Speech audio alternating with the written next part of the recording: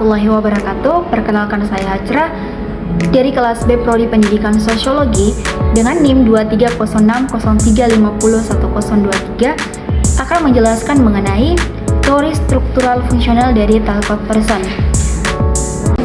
Talcott Person sendiri lahir pada tanggal 13 Desember 1902, kemudian wafat pada tahun 1979. Nah, perlu kita ketahui bahwa teori struktural fungsional ini merupakan sebuah sudut pandang yang luas dalam sosiologi dan antropologi yang berupaya menafsirkan masyarakat sebagai sebuah struktur dengan bagian yang saling berhubungan. Nah, berawal dari kelemahan yang terdapat pada teori struktural fungsional Emil Durkheim, jadi Talcott Person ini seorang antropologi sosial yang akhirnya mencetuskan teori struktural fungsional berdasarkan tindakan sosial yang dilakukan oleh setiap manusia dalam bermasyarakat. Jadi Person meyakini bahwa perkembangan masyarakat ini berkaitan erat dengan perkembangan keempat unsur subsisten, yaitu kultural atau pendidikan, kehakiman atau integral, pemerintahan atau pencapaian tujuan, dan ekonomi atau adaptasi. Jadi Person merumuskan ada 4 fungsi yang diperlukan untuk menjadi ciri seluruh sistem, yakni fungsi agil. Fungsi agil sendiri diartikan sebagai segala tindakan yang diarahkan untuk memenuhi kebutuhan suatu sistem. Menurut Person, ada 4 syarat mutlak yang harus ada supaya masyarakat ini bisa berfungsi. Seperti A. Adaptasi atau adaptation, G. Goal attainment, dan I itu integrasi, dan L itu latensi atau pattern maintenance. Dalam bukunya yang berjudul The Social System pada tahun 1951, Person menjelaskan paradigma agil bertujuan untuk membuat persatuan kepada keseluruhan sistem sosial. Nah, berikut ini mengenai asas paradigma agil menurut Person dalam teori struktural fungsional. Yang pertama yaitu adaptasi atau adaptation. Nah, adaptasi adalah penyesuaian diri yang dilakukan oleh makhluk hidup terhadap lingkungannya sebagai bentuk pertahanan diri. Nah, adaptasi sendiri merupakan suatu keharusan bagi sistem-sistem sosial untuk menghadapi lingkungannya.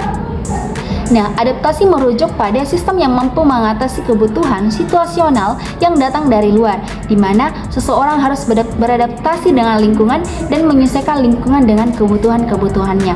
Agar masyarakat ini dapat bertahan, maka mereka harus menyesuaikan diri dengan lingkungannya dan mengubah lingkungannya agar dapat sesuai dengan kehidupan masyarakatnya. Kemudian yang kedua yaitu goal attainment. Nah, goal attainment ini adalah suatu persyaratan fungsional yang muncul dari tindakan yang dilakukan untuk mencapai tujuan yang telah ditentukan. Nah, pada asas pencapaian tujuan ini, jadi suatu sistem itu harus mampu mendefinisikan dan mencapai tujuan-tujuan utamanya.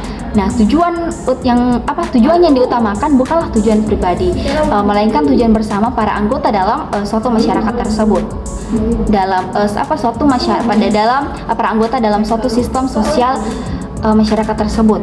Kemudian goal attainment ini berperan penting dalam suatu sistem sosial sebab apabila tidak memiliki sebuah tujuan utama, maka sistem dalam masyarakat akan berhenti dan mengalami stagnisasi.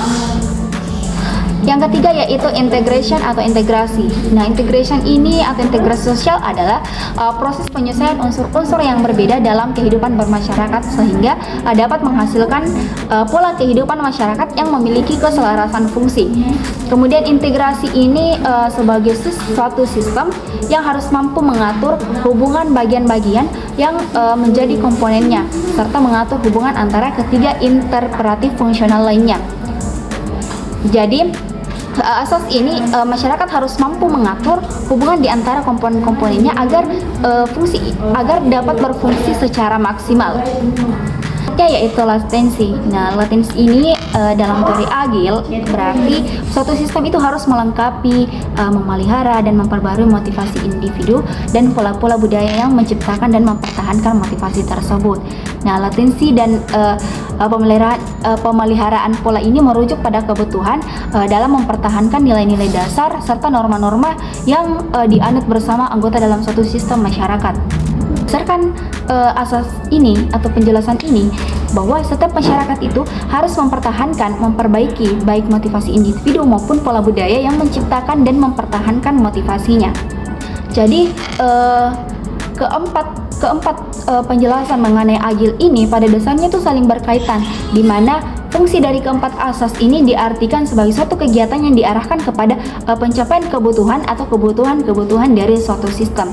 Nah, apabila salah satu dari fungsi ini tidak dijalankan, maka fungsi yang lainnya akan sia-sia untuk dilakukan. Artinya sebuah sistem akan berjalan dengan baik ketika seluruh fungsi agil ini diterapkan dengan baik. Baik, mungkin itu saja penjelasan saya mengenai teori struktural fungsional dari third person. Mohon maaf bila ada salah kata, kurang dan lebihnya mohon dimaafkan. Saya tutup dengan ucapan billahi taufiq wal hidayah. Wassalamualaikum warahmatullahi wabarakatuh.